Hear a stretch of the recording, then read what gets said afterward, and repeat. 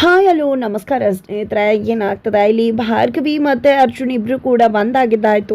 ಇಲ್ಲಿ ಭಾರ್ಗವಿ ತನ್ನ ಗಂಡನ ಪ್ರೀತಿಯನ್ನು ನಂಬಿ ಅಪ್ಪಿದ್ದು ಕೂಡ ಆಯಿತು. ಆದರೆ ತಮ್ಮ ಸಂಸಾರ ಶುರುವಾಗೋದು ಏನೇ ಇದ್ರು ಮನೆಯವರು ಒಪ್ಕೊಂಡ ಮೇಲೆ, ಜೊತೆಗೆ ಸಂಧ್ಯಾ ಸಾವಿಗೆ ನಾನು ನ್ಯಾಯ ಕೊಡಿಸಿದ ಮೇಲೆ ಅಂತ ಭಾರ್ಗವಿ ಹೇಳ್ತಾಳೆ. ಅದಕ್ಕೆ ಅರ್ಜುನ್ ಕೂಡ ಒಪ್ಪಿಗೆಯನ್ನು ಸೂಚಿಸ್ತಾರೆ. ಇಲ್ಲಿ ವಂದನ ಅರ್ಜುನ್ ಮನೆಗೆ ಬಂದಿದ್ದೆ ಭಾರ್ಗವಿಯಿಂದಾನೇ ಇಷ್ಟೆಲ್ಲ ಆಗಿದ್ದು, ಅವಳು ಕಥೆಯನ್ನೇ ಮುಗಿಸ್ಬೇಕು ಅಂತ ಜ್ಯೂಸ್ಗೆ ಏನನ್ನು ಮಿಕ್ಸ್ ಮಾಡಿದೆ ಇಲ್ಲಿ ಭಾರ್ಗವಿಗೆ ಕೊಡೋಕೆ ಮುಂದಾಗ್ತಿರ್ತಾಳೆ. ಅಷ್ಟರಲ್ಲಿ ಶ್ರೀಮಂತ್ ಅವರು ಬಂದಿದ್ದೆ ನನಗೆ ಬೇಕು ಅಂತ ತಗೊಳ್ಳೋಕೆ ಮುಂದಾಗ್ತಾರೆ. ಇಲ್ಲ ನೀವು ತಗೋಬಾರ್ದು ಅಂತ ಗಲಾಟೆ ಮಾಡಬೇಕಿದ್ರೆ ಅಲ್ಲಿ ಅರ್ಜುನ್ ಬಂದಿದ್ದೆ.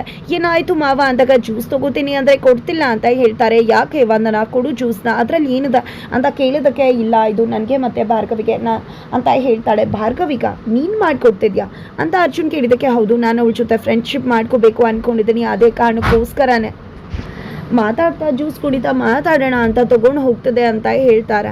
ಹೌದಾ, ನನಗೂ ಸ್ವಲ್ಪ ನಿನ್ನ ಜೊತೆ ಮಾತಾಡೋದಿದೆ ಅಂತ ಜ್ಯೂಸ್ ತಗೋತಾರೆ. ಅರ್ಜುನ್ ಬೇಡ ಅರ್ಜುನ್ ಅಂತಿದ್ದಾಗೆ ನೀನು ಇದನ್ನು ತಗೋ ಅಂತ ವಂದನಾಗೂ ಕೂಡ ಇನ್ನೊಂದು ಗ್ಲಾಸ್ ಕೊಡ್ತಾರೆ.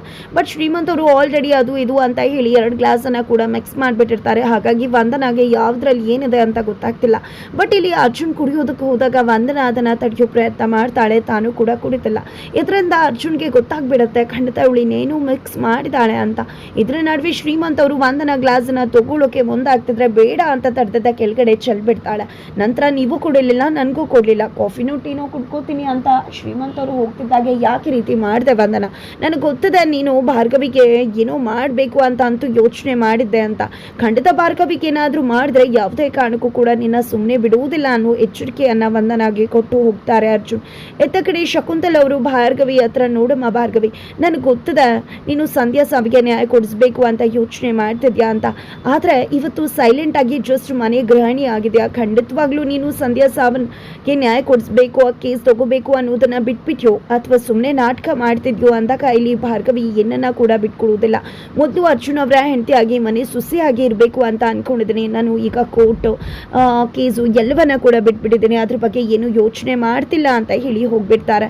ಶಕುಂತಲ್ ಅವ್ರಿಗೆ ಅಚ್ಚರಿ ಆಗುತ್ತೆ, ಏನಿದು ಭಾರ್ಗವಿ ನನ್ನ ಹತ್ರ ಕೂಡ ಬಿಟ್ಕೊಡ್ತಿಲ್ಲ, ಆದರೆ ನನಗೆ ಗೊತ್ತಿದೆ ಭಾರ್ಗವಿ ನೀನು ಖಂಡಿತವಾಗ್ಲೂ ನ್ಯಾಯ ಕೊಡಿಸ್ಬೇಕು ಅನ್ನೋ ನಿರ್ಧಾರ ಮಾಡಿದ್ರೆ ಖಂಡಿತ ಅವ್ರಿಗೆ ನ್ಯಾಯ ಕೊಡಿಸೋ ತನಕ ಸುಮ್ಮನೆ ಬಿಡುವುದಿಲ್ಲ ಅಂತ. ದೇವ್ರೆ, ಆ ಹುಡುಗಿಗೆ ಸಂಧ್ಯಾ ಸಾವಿಗೆ ನ್ಯಾಯ ಕೊಡಿಸೋಕೆ ಯಾವುದಾದ್ರೂ ಒಂದು ಸುಳಿವನ್ನ ತೋರಿಸು ಅಂತ ಕೇಳ್ಕೊತಾರೆ. ಅದೇ ಟೈಮಲ್ಲಿ ರುದ್ರ ಅವರು ರೀತು ರೂಮ್ಗೆ ಬಂದಿದ್ದ ಬ್ಯಾಗಲ್ಲಿದ್ದ ಅಮೌಂಟನ್ನು ನೋಡ್ತಾರೆ, ಎಲ್ಲಿಂದ ಬಂತು ಅಂತ ಪ್ರಶ್ನೆ ಮಾಡ್ತಿದ್ದಾರೆ. ಅಷ್ಟರಲ್ಲಿ ಭಾರ್ಗವಿ ರೂಮ್ ಹತ್ರ ಹೋಗಿದ್ದೆ ಎಲ್ಲವನ್ನ ಕೂಡ ಕೇಳಿಸ್ಕೊತಾರೆ.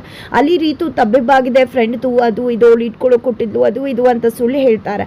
ಆಗ ರುದ್ರ ಅವರು ನಿಮ್ಮ ಅಪ್ಪ ಬಂದಿದ್ದೆ ಹೇಳ್ತೀನಿ ಅಂತದಾಗ ಇಲ್ಲಿ ರೀತು ಭಯ ಪಡ್ತಾಳೆ. ಅದನ್ನ ನೋಡಿ ಭಾರ್ಗವಿಗೆ ಖಂಡಿತ ರೀತುಗೆ ಏನಾದ್ರೂ ಸಂಧ್ಯಾ ಸಾವಿನ ಬಗ್ಗೆ ಗೊತ್ತಿರ್ಬೋದು ಅಂತ ಅನುಮಾನ ಶುರುವಾಗುತ್ತೆ. ಹಾಗಿದ್ರೆ ಇಲ್ಲಿ ರೀತುನೇ ಸಂಧ್ಯಾನ ಸಾಯಿಸಿದ್ದು ಅನ್ನೋ ವಿಷಯ ಗೊತ್ತಾದ್ರೆ ಭಾರ್ಗವಿ ಸುಮ್ಮನೆ ಬಿಡ್ತಾರೆ, ಖಂಡಿತ ಇಲ್ಲ. ಹಾಗಿದ್ರೆ ಇಲ್ಲಿ ರೀತು ಹಿಂದೆ ಬಿದ್ದಿದ್ದಾರೆ ಭಾರ್ಗವಿ. ಹಾಗಿದ್ರೆ ಏನಾಗುತ್ತೆ ಮುಂದೆ ತಿಳ್ಕೋಬೇಕು ಅಂದ್ರೆ ಮುಂದಿನ ವಿಡಿಯೋಗೆ ವೇಟ್ ಮಾಡೋದನ್ನ ಮರಿ.